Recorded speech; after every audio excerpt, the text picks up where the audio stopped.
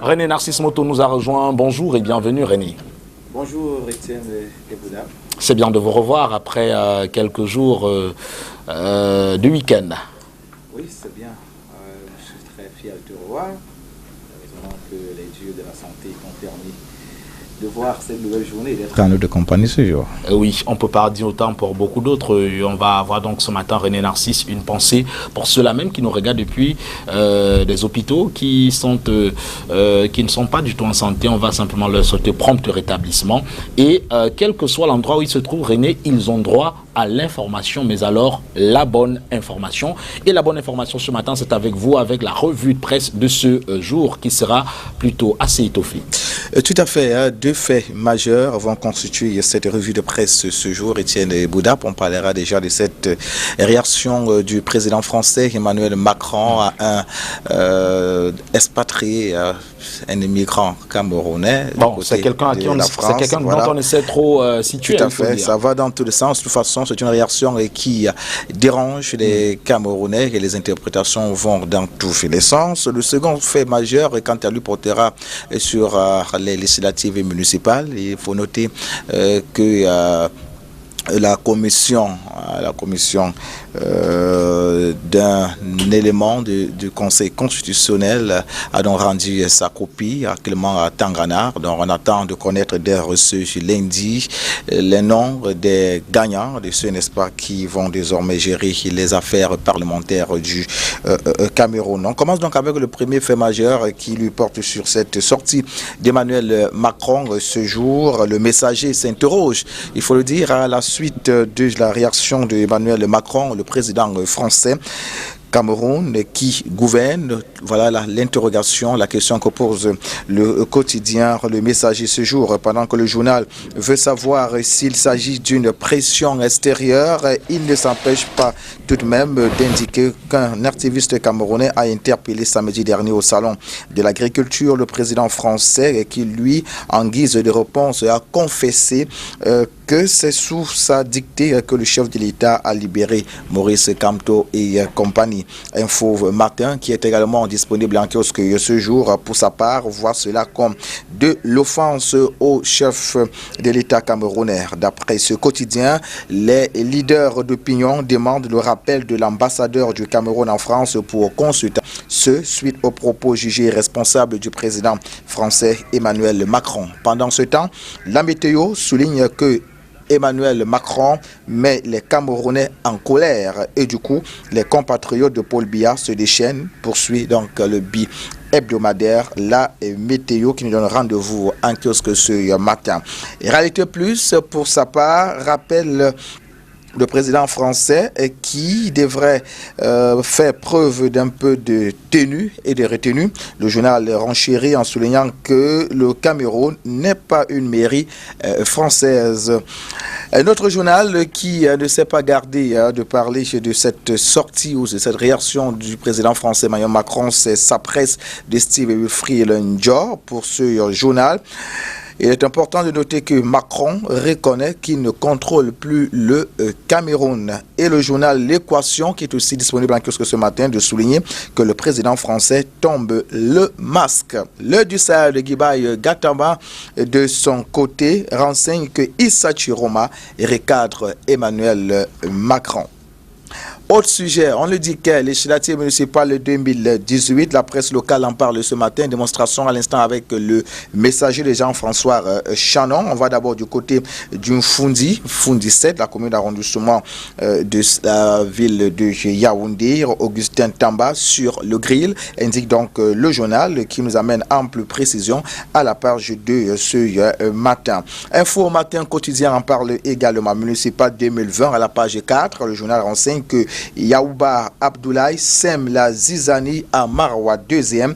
Le ministre délégué aux Finances manœuvre à coups de millions de francs CFA pour imposer le maire sortant. Pourtant, vomi par les populations lors du scrutin du 9 février 2020. Voilà qui suscite beaucoup de curiosité des lecteurs et qui iront donc grappiller ce journal afin de mieux comprendre cette actualité politique localement traitée donc par le dit journal.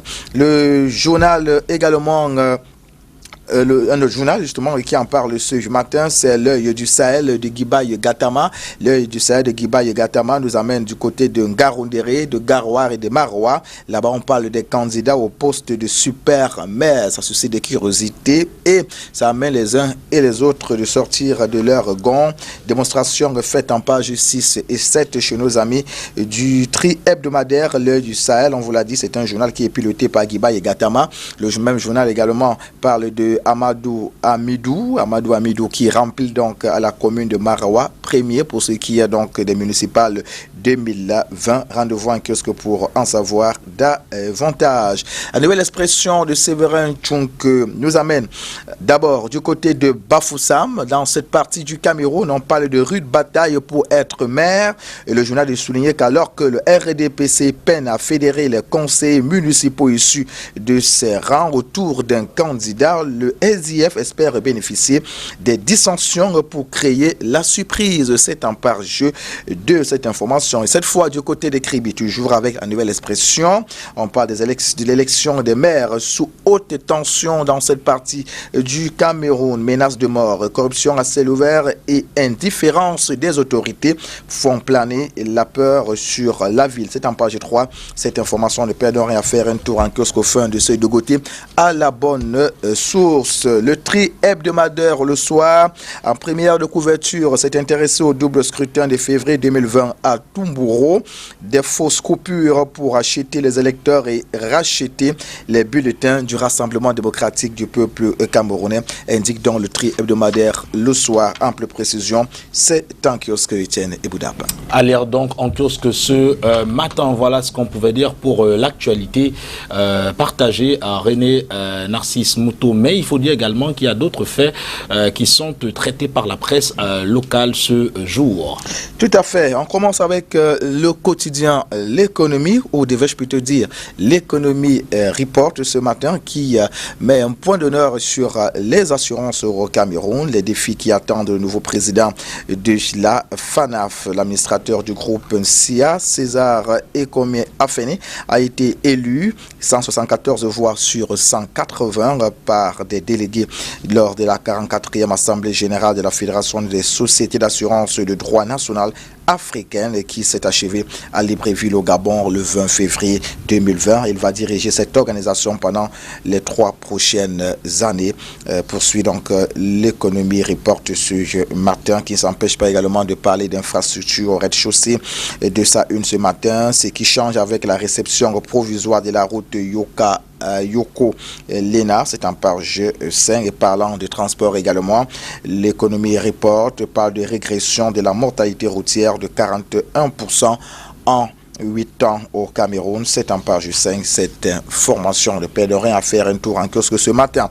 La nouvelle expression, en plus de parler de politique ce matin, nous rappelle ici un devoir de mémoire. Catastrophe de Ngouaché, c'est l'information qui bat la une de ce journal. Les maires torpillent les sinistrés. Comment? On retient d'entrée que Daniel Ndefonkou, maire de Bafoussam 3e, sans pitié pour les rescapés de cette tragédie, a sommé d'arrêter donc les travaux de construction des bâtiments engagés par des âmes de bonne volonté pour permettre à une partie des personnes rendues sans abri par l'éboulement du terrain survenu le 28 octobre 2019 d'améliorer les conditions de vie et de ne point mourir de désespoir, indique donc le journal à la page 3. Le journal nous amène du côté de la diaspora, un Camerounais à la Cour pénale internationale. La nouvelle expression souligne que le compatriote Jean Pédé Fomenté a été réélu au poste de greffier adjoint de la Cour internationale de justice le 20 février 2020 pour un deuxième mandat. C'est en page 4. Le journal parle aussi de Thomas Sankara.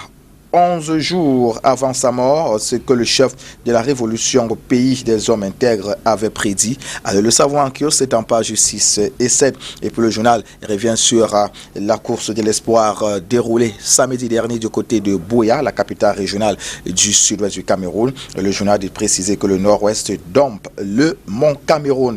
Godlove Kassibouine et Tata Karine du nord-ouest ont battu leurs concurrents à la 25e édition de l'Ascension du Bon Cameroun qui s'est déroulée le 22 février 2020. Le tri hebdomadaire L'œil du Sahel nous amène du côté de Tokolmari. Là-bas, on parle de 4 terroristes de Boko Haram tués par l'armée camerounaise. Le corps d'un bébé mutilé découvert du côté de Mbé, c'est dans le grand nord du Cameroun. Le journal Intégration, faudrait bien qu'on s'intéresse aussi aux événements de Garbou. Après les événements de Garbou, qu'est-ce qu'on retient? C'est quoi la suite? Les populations du Nozo jugent l'armée camerounaise et comment? Allez le savoir à la page 12 chez nos amis du journal Intégration. Le bi-hebdomadaire La Météo parle de promotion des études supérieures de la zone, dans la zone CEMAR. C'est en page de cette information. Le journal nous renseigne que le FUGEPAC et le CAMES s'associent à Ouagadougou. Armand Claude Abanda et le professeur Bertrand Mbachi ont à cet effet signé un accord de partenariat le 22 février 2020. Autres informations à nous donner ce matin par la presse locale. On les découvre tout de suite avec le quotidien Le Messager de Jean-François Chanon. Le journal parle d'abord des Lions indomptables du Cameroun à la page 12 et indique à ce propos que Serge Nguifo remplace Medou Ndjemba. Et puis au rez-de-chaussée du même quotidien, on va du côté de Yaoundé 2e. Nous sommes dans la capitale politique du Cameroun, c'est un arrondissement. 400 doctorants professionnels victimes d'escroquerie. À la page 7, le journal nous renseigne que 1,8 milliard de francs CFA perçus des généraux, magistrats, avocats et au cadre de l'État fait couler beaucoup d'encre et de salive dans cette partie du Cameroun. Fin de cette première messe, Etienne Bouda. Merci bien René. Narcisse Moto, voilà. Peut-être un petit commentaire sur ce qui fait les choux gras de la presse ce matin, on va le dire, qui alimente beaucoup de conversations, non seulement sur la toile, mais dans les chaumières également. Cette vidéo-là, quel commentaire vous faites de cette vidéo? Bon, vous savez, les affaires diplomatiques sont, on ne peut plus complexes. On ne peut plus complexes. Comme un Camerounais, je n'aime pas apprécier les propos du président français Emmanuel Macron, parce que s'il est une chose dont je suis convaincu, c'est que en matière de diplomatie, il y a le droit, donc tout est encadré. Et même si il arrive parfois qu'un chef de l'État s'adresse d'une manière on ne peut plus irrévérencieuse à un autre chef de l'État, c'est sous le sceau du secret que cela s'est fait. Ça ne se dit pas en mondo vision. Il l'a fait. Maintenant, pour moi, c'est un écart de comportement et il revient maintenant à la diplomatie internationale Est-ce que cela n'est pas fait à dessein, de le recadrer. Je ne peux pas juger le président français. C'est un homme qu'il faut respecter. Respectabilité oblige dans ce contexte. Maintenant, il est une chose qui est claire, c'est que aucun Camerounais n'a apprécié cette sortie, les propos du président français. Il s'est éloigné de la déontologie diplomatique. Ça, c'est clair. Maintenant, il revient à la diplomatie internationale, comme je le disais il y a un court instant, de le recadrer. Et si possible, le sanctionner. Parce que cela mérite une sanction, à mon humble avis. Les gens se sont également offusqués du fait que la réaction du chef de l'État camerounais n'ait pas été prompte. C'est très mal connaître le chef de l'État camerounais. Je crois qu'il y a plusieurs reprises, il a donné de très belles leçons aux dirigeants français. Je me souviens encore de ce propos qu'il avait tenu alors que le président, l'ex-président français, François Hollande, tentait, n'est-ce pas, de le tancer. Il lui a répondu, je m'en souviens encore, ne dis pas au pouvoir qui veut, mais qui peut. Il avait dit 2011 est lointain, mais certain. Et quelques temps après, qui a démissionné? C'était le président français, après qu'il a été hué par ses compatriotes. Donc, le chef de l'État n'a pas besoin de s'agiter. Même s'il y a, il faut dire, il y a une sortie. Oui, il y a une sortie. Il y a une sortie de René Emmanuel Sadji, le porte-parole du gouvernement, mais qui ne s'adressait pas directement au président français, mais à ce pseudo-activiste camerounais et qui a donc interpellé Emmanuel Macron. C'est qui est un peu choquant.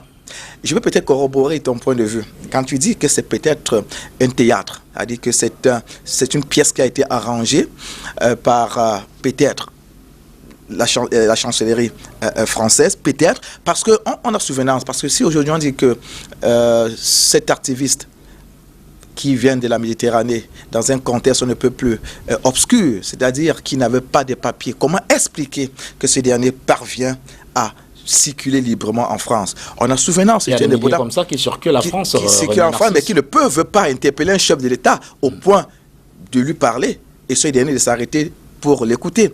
On a souvenance de ce mouvement de grève qui, à mon sens, officiel parce que la France, se voulant un pays démocratique, les Gilets jaunes qui, à plusieurs reprises, ont voulu interpeller le chef de l'État français alors qu'il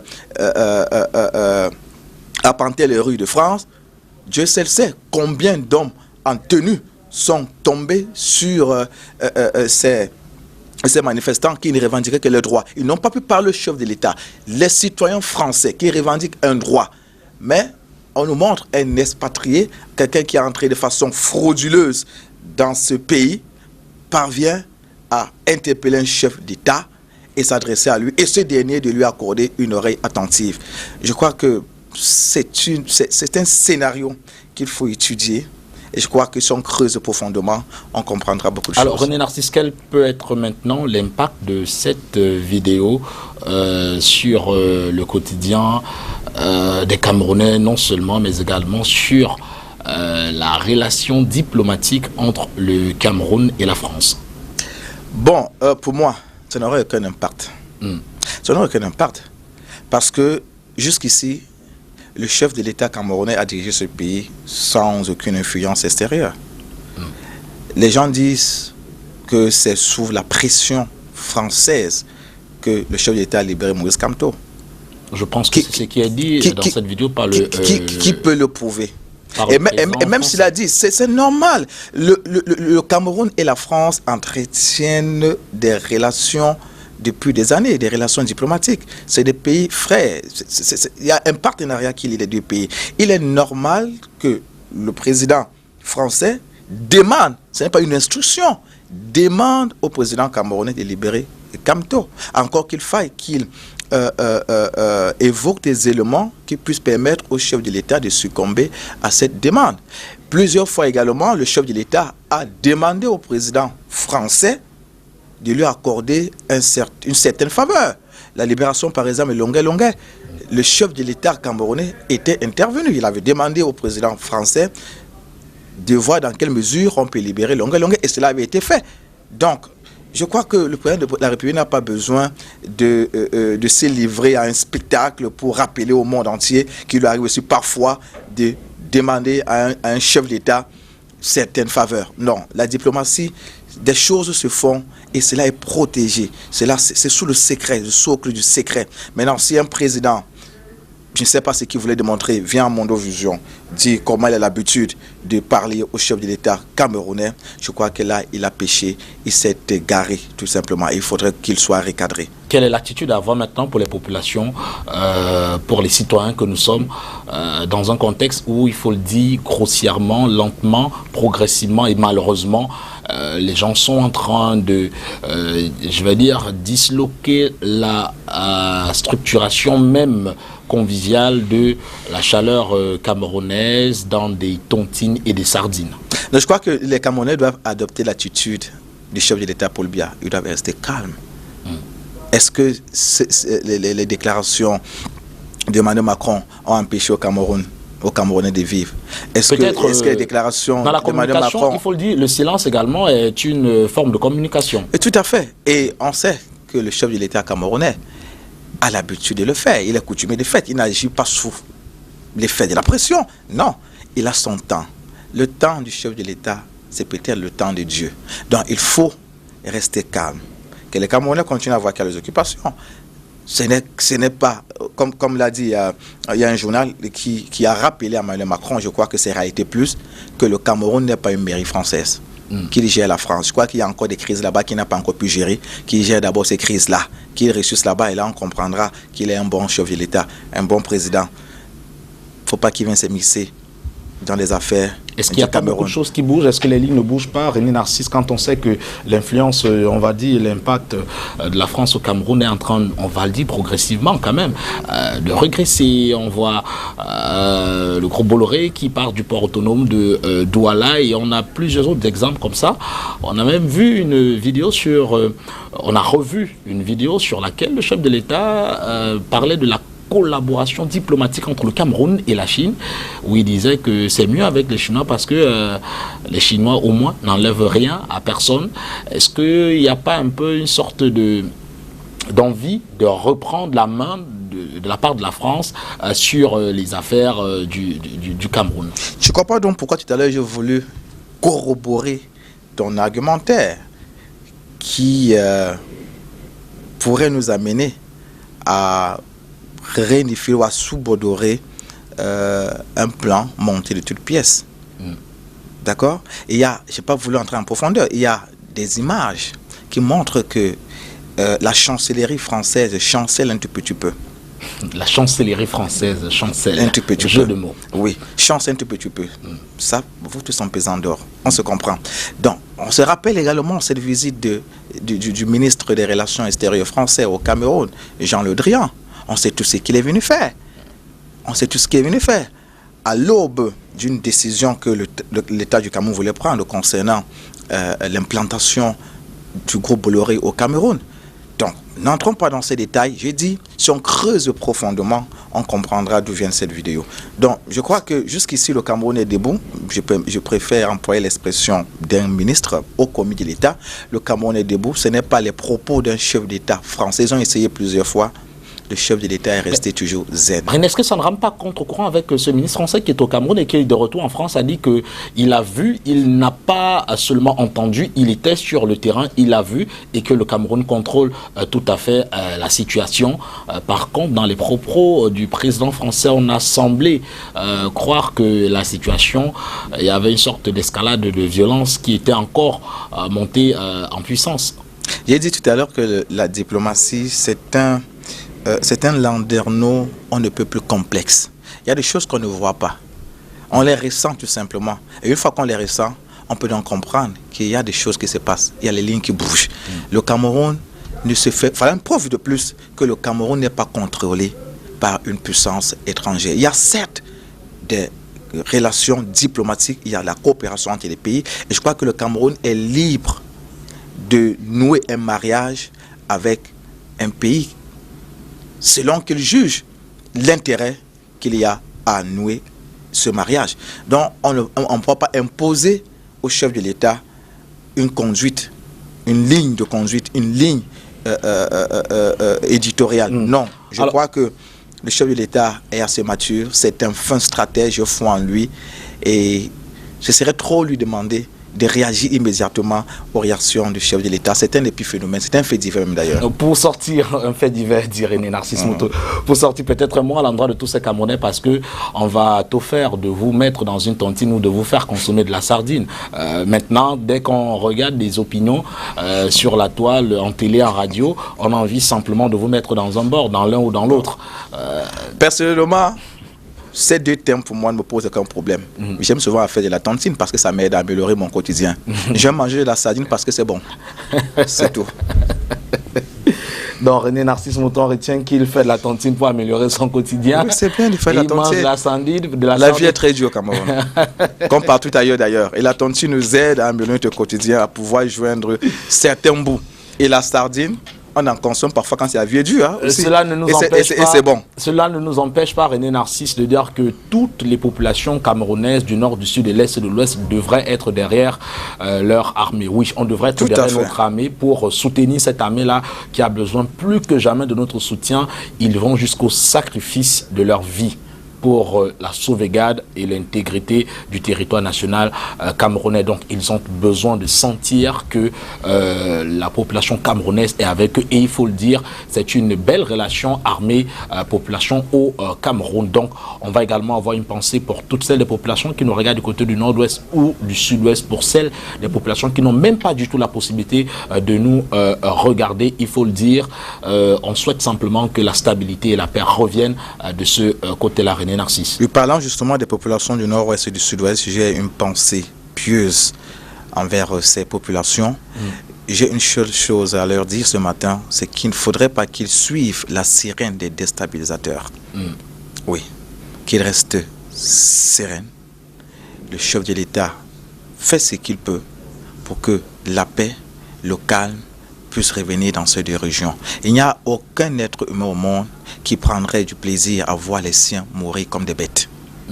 Voilà. Donc on gagnerait, n'est-ce pas, à faire confiance à son armée et à aider d'ailleurs cette armée à mettre la main sur ceux-là qui se réclament un groupe, n'est-ce pas, qui, comment on veut dire ça, marche, n'est pas, comment on veut dire ça, qui est en décalage, en déphasage avec les règles de la démocratie.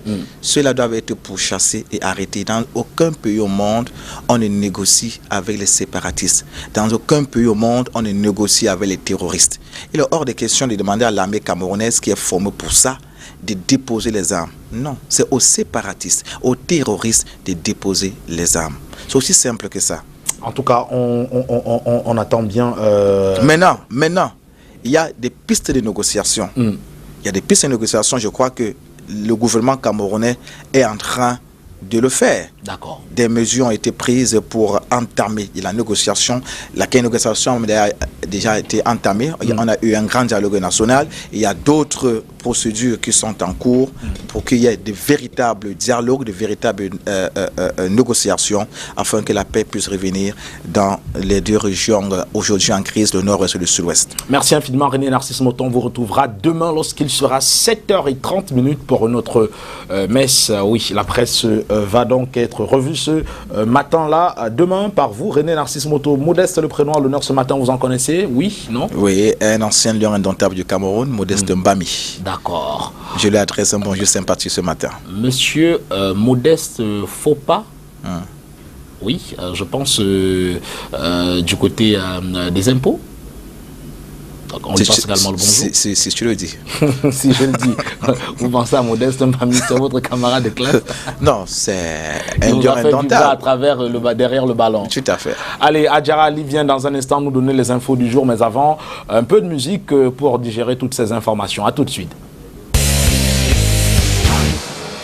Matama, Oba Poyuga. Uti yule. Mbolo. Martin Chobula. Soko biwo ambaba. Menabuna wabuki maholio. Jamna. Agazane amyofu. Abala. Gaga chiamu. Bolon. Dari jampi ko jam madala. Laisse-moi se battre. Monsieur Songolala. Ma fille andi lam. Ebi muduko. Gavine ron la top.